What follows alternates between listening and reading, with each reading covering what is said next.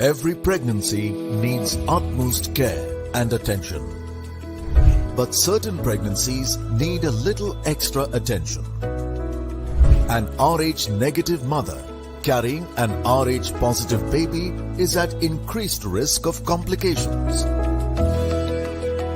BSV is at the forefront to ensure safe delivery in every RH negative pregnancy.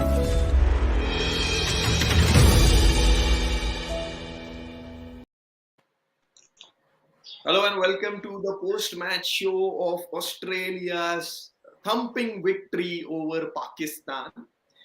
They now are at the top of the table, and I am joined by two incredible ladies on the International Women's Day, Marina Iqbal and Julia Price. I'll come to Julia first. Winning side, Australia at the top of the table, favorites, no surprises there, right, Julia?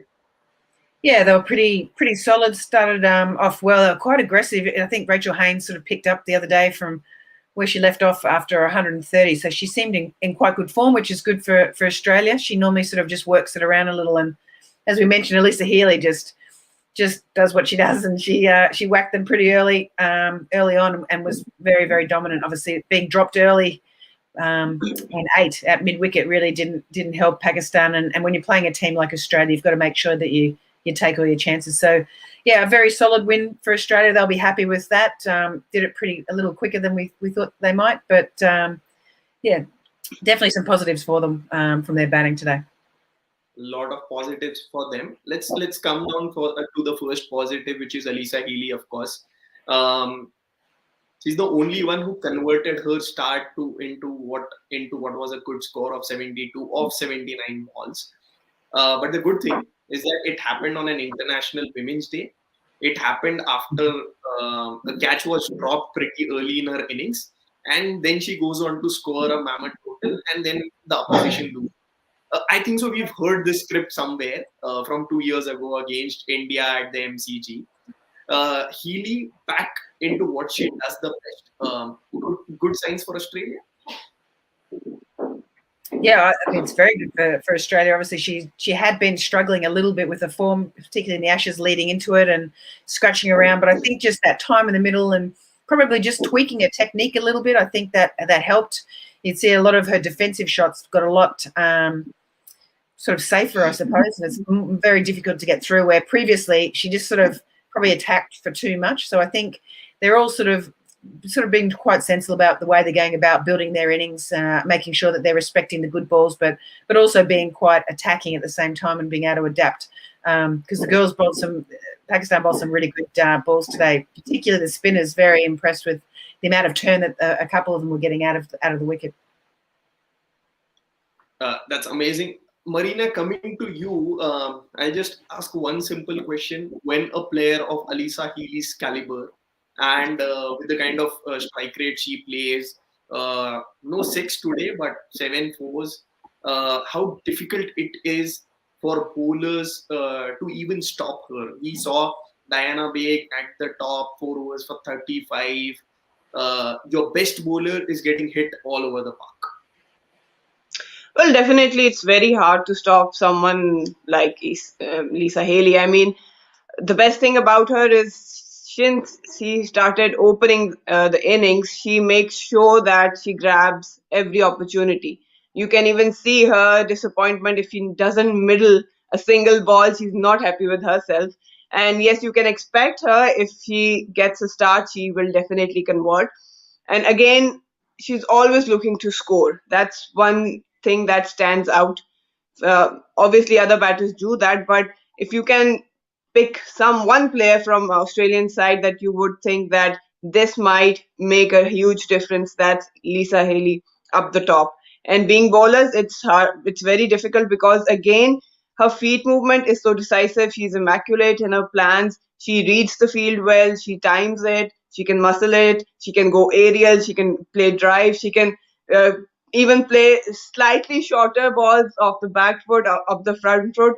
I mean, it's really hard for a bowler. But again, I think that initially there are still nerves. She does give you few chances. If you are not able to grab it, then you can say goodbye to your win or even your plans to even contain her, because then she makes sure that if she gets a chance, she will make the opposition pay for it. But it was not always the same. I'll come to Julia for this. It was not always the same. 2017 World Cup, we saw Bolton and Mooney at the top. Healy used to bat at 6 and 7, probably there to close the innings. Her batting average was not great. But then there was introspection after they lost the semi-finals. The Ashes happened, I think so October, November that year in Australia. Haynes captained, Healy was thrown top of the order to open the innings, and after that, everything has changed. It looks like a plan that Healy was told that you have to go berserk, and that is what we want from you at the top of the order. Julia, do you have any insights? What would have happened? What had happened?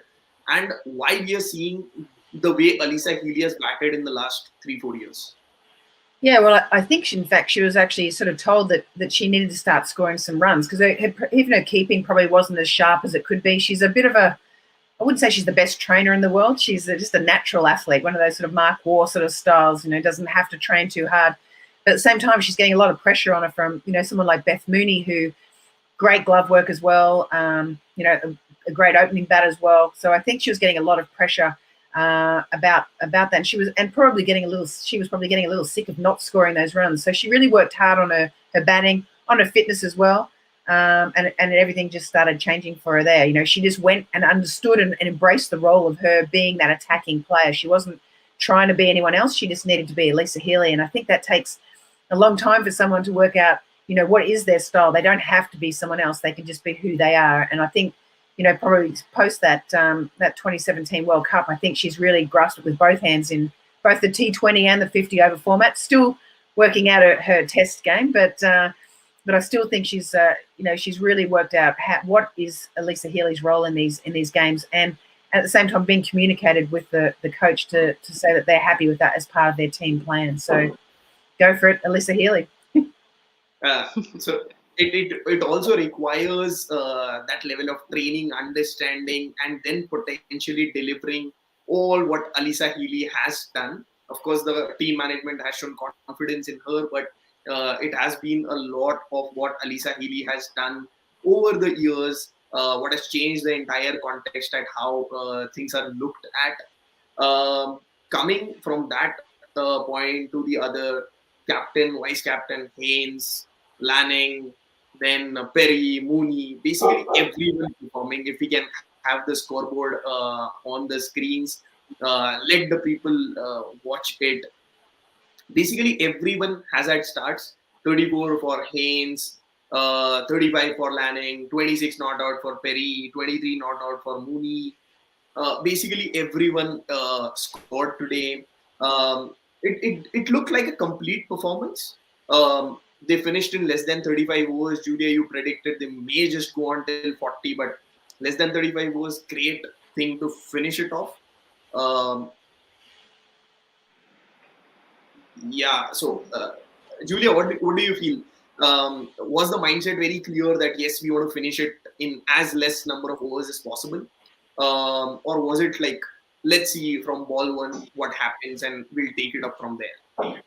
Well, I think the fact that the indication at the toss is the fact that they wanted to bowl first. I think that was always definitely what they wanted to do, get that net run rate up. At the same time, like I said at the innings break, they needed to respect the Pakistani bowlers at the same time, and just have a little bit of a look. But at the same time, I just didn't think the bowlers, they bowled way too short, too early, and just allowed Australia to get off to that start. And it wasn't. I think it just happened in the fact that Australia ended up, scoring at the rate they did. They've always got a pretty good strike rate, but they were nearly all of them were over 100 in their strike rates, based on a little bit of maybe a few position changes. Probably could have been a little better. With the left armers having a a long on out instead of a long off, which just encouraged Alyssa Healy just to keep going over long off and extra cover all the time. So they played into the Australian hands a little bit, and Diana Baig, normally so consistent, and she just couldn't work out what her lengths were today, and bowled probably a little too short. And again, Australians love a bit of short pitch bowling, so they really took advantage of that. And Rachel Haynes and Alyssa Healy got them off to a great start, not losing their first wicket until they got to 60. So, that's what you want to have as an Australian team or any country, getting that real platform from your openers. Marina, I'll come to you for this. When Australia plays so well, and we saw the last game against England, Haynes batted well, Lanning batted well. They knew that somewhere it's an easy target for them, and they are on it to win.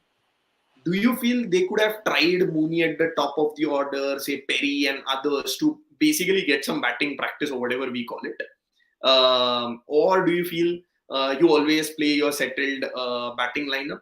Because the others haven't really got a chance. Perry, again, the last game she came out for 4 to 5 balls.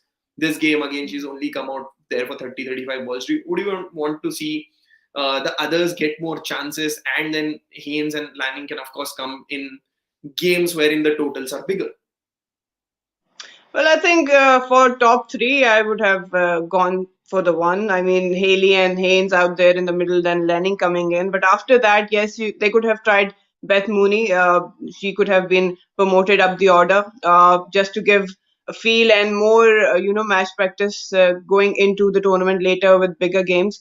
But again, the sort of captaincy and the mindset Lanning has, she likes to keep things in a very disciplined manner, and she likes to make feel, to just allow the main players to feel that they are getting their chances, and she wants them ready for the big tournaments, big matches as well.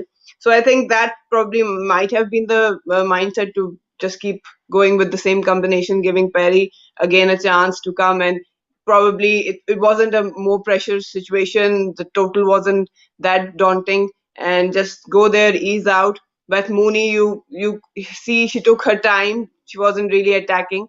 So I think it's more about what your captain's been thinking about and what she plans regarding the main players going into the later tournament. But yes, they could have tried. I would have tried Beth, just promoting her up the order. But again, Lanning likes to stick to her basic rules, I guess. Lanning likes to stick to her basic rules. Julia, let's come down to that Pakistan bowling lineup. We have, if the scorecard could be run, Diana Baig, 4 overs, none for 35. Anam Amin, 6 overs, none for 31. Nida Dar, 5.4, none for 33. Fatima Sana, 4 overs, none for 24. Sandhu was a bit economical and took a wicket. Umayma Sohail did pretty well, took those 2 important wickets. One of Healy and the other of Lanning. Kind of happened back to back, not exactly back to back, but in a space of 6 overs. Do you feel Pakistan could have done better, especially at the start, because Healy and Haynes just took it away in the first few overs? They did not let the run rate go down. They were very clear about what they wanted to do, and both came in and started. Did not take the aerial route, but started with those force and down the ground, but at the same time maintained that strike rate, run rate, and were able to basically say that, oh, okay, we have this in our control. What Pakistan could have done differently when it comes to their bowling? Well, it is a little tough because I think they've probably played their best bowlers today, and probably in the correct order. I mean, Diana Baig normally gets really nice swing, just didn't get a length like I mentioned before.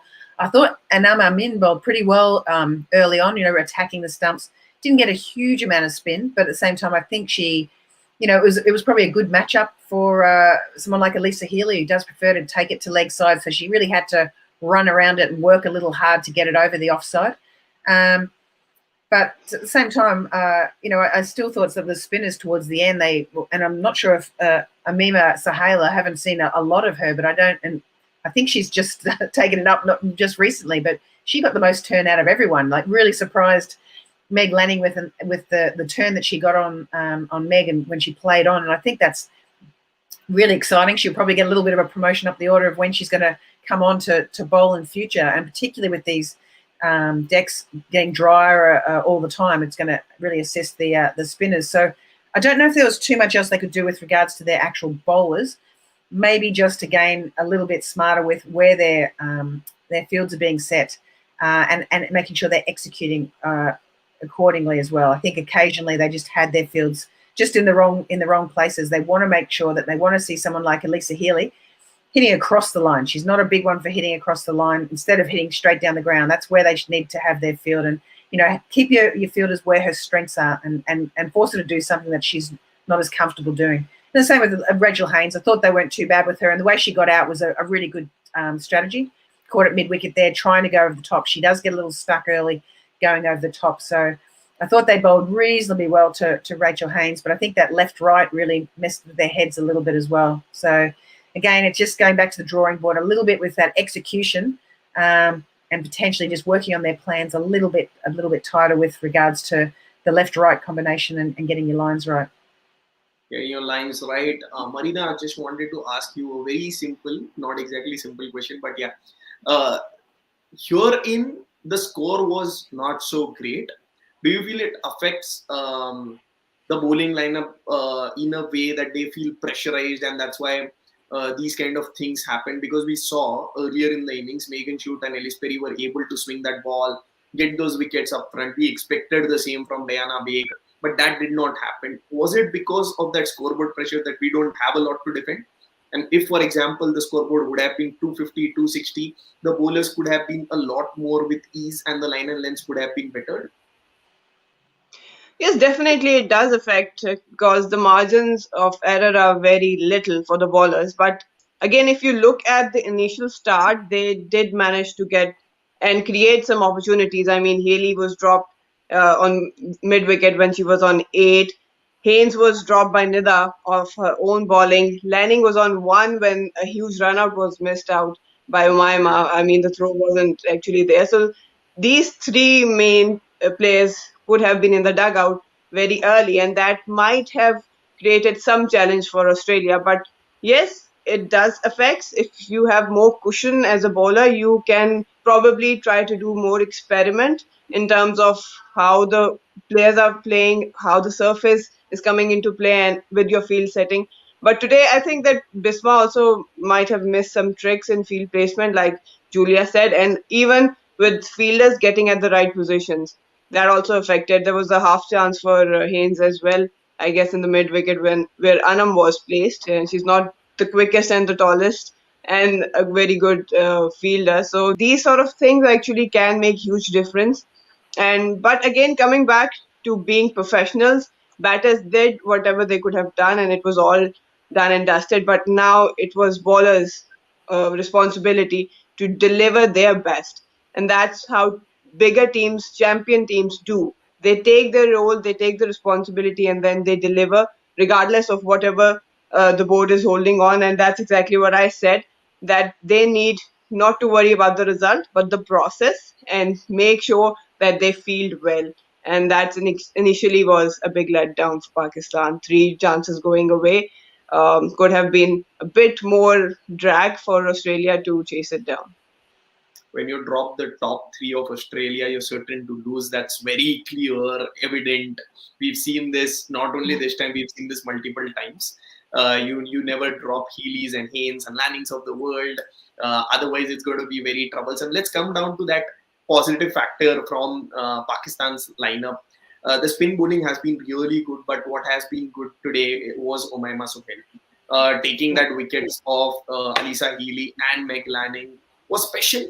2 wickets for 39, 8 overs. A lot of people might not have expected, but that is what she did. You have watched Umaima closely, Marina. Tell us something about her. We've known more of Umaima, the batter. She's special. She's your future. A lot of these things come out in the news, but very few talk about her off spin. Very few talk about her bowling. What have you seen, and what can we expect out of Umaima Sohail in the future? Well, what she delivered today is exactly what you can expect. She's actually the golden arm for Pakistan. I don't know why, but she's not fond of bowling. She likes to keep a focus on batting. But whenever I've seen ball in her hands, she does get that big turn every now and then. And because she's not a regular off spinner, so it's not that consistent. But whenever she can bring her fingers in, it does turn a big time. And I've seen that in nets. I've seen that multiple times in international matches. And I think that Bismarck could have introduced Umaima a bit earlier. Obviously, not putting pressure on her, but you have to take chances when the total are like this, not very big on post. You have to take risks. You have to take your chances with part-time bowlers. Even she could have come and bowled, but let alone her with her batting. I think Umaima can be and will be a crucial or a trump card for Pakistan in crucial stages and matches. Would be a crucial trump card for Pakistan in matches. I have a question for Julia here. Marina mentioned that you should have chopped and changed a bit more, gotten Umaima a bit quicker. Julia, when we were speaking at the mid show, you mentioned that Lanning goes with a template, chops and changes a lot more, but that is what Marina prescribed. Is it more because, what do you feel? Is it more because the total was lesser and they were not getting wickets? That's the reason you could have done that? Yep. Or do you generally go for, oh, okay, I just want wickets right now, and that's why I'm. Does it show a sign of desperateness there?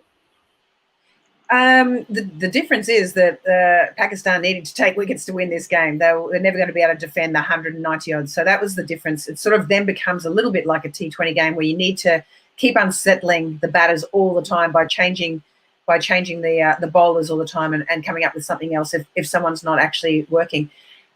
So yeah, in that case, I think they did a great job with regarding to their bowlers management. Again, it just comes back to again that at least Perry and Beth Mooney both came out and they hadn't faced any balls and there was no pressure on them at all. So to me, I sort of felt like that's what I would love to have seen. Great to have all the bowling changes, but at the same time, you need that appropriate field as well, so that if there is an edge. Beth Mooney played and missed quite a few balls to the off spinners. I think Nashra Sandhu bowled very, very well as well. Even Nita Dar was getting it to move away a little bit towards Mooney for the left-hander. And there's no slip in play. There's no real danger of Beth Mooney nicking off. And if she does, the keeper's going to have to maybe take that. Hopefully it's a fine enough edge for it not to go past. So that's all I would say. I would say absolutely. I thought she did a great job of rotating her bowlers because you needed the wickets. But, yeah, we just got to get those fielders into catching positions to make sure that you're and Marina, you're spot on with regards to the fielders, which ones you want in those places so that you're taking those really good catches when required. I do hope that the Pakistan video analyst, captain, coach watch the show and hear what we are saying, so that at least the next few games they do well. Let's Pakistan's next game is against South Africa. That is 11th of March. Marina, what do you feel? What is something that Pakistan needs to do better? You've already mentioned fielding, the right people at the right places. What else do you feel do they need to do in order to basically win against South Africa? They've played a lot against South Africa. Yeah, they did. And when they toured South Africa, there were really close games against them in their hometown. So they can grab a lot of positives from there, back themselves. And first thing they need to do is, it's not easy. It's easier said than done. Just take these two losses, put them under the carpet, but yes, learn the importance of crucial times, crucial opportunities, grabbing them and what they can do differently, especially in batting.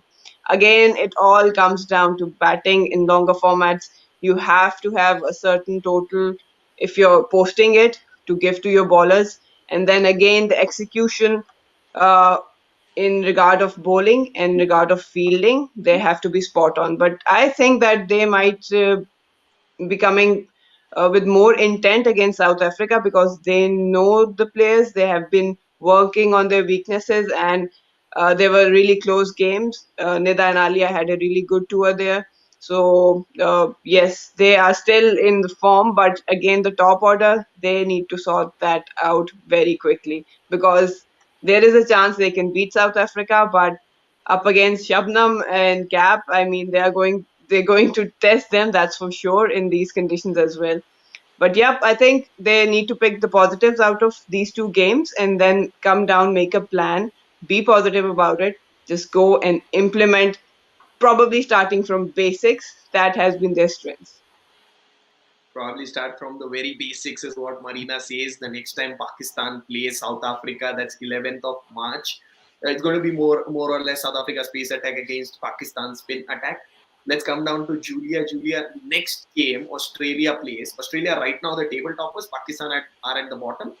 Australia play is a trans-Tasman rivalry against New Zealand, the hosts, 13th of March. And if we remember it in the right way, warm-ups, New Zealand thrashed Australia. What is Lannin and Co going to do next?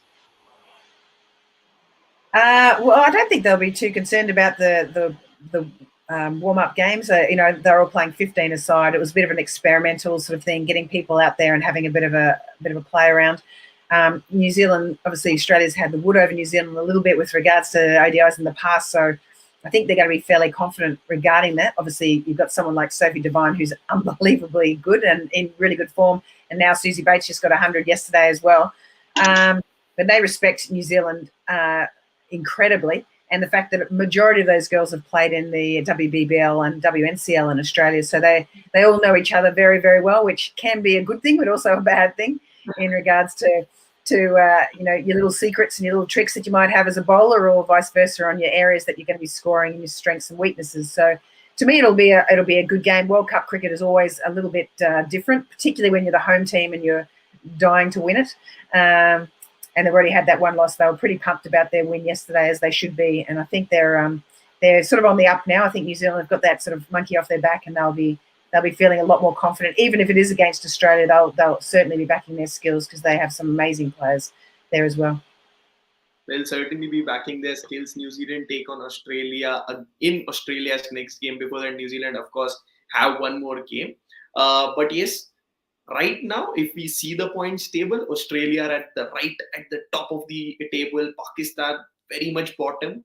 A lot of turnaround needs to be done. Marina says Pakistan need to go back to the basics. Australia, of course, might not be a lot concerned about that warm-up, but yes, New Zealand is a tough side. They are the host. They're already coming back from a loss against West Indies. So, but of course, to play one more game before they face Australia. That's it here with us on the International Women's Day special post show of the Australia versus Pakistan game. To all the inspiring women out there, a very happy International Women's Day. Till then, we will see you tomorrow at the next game.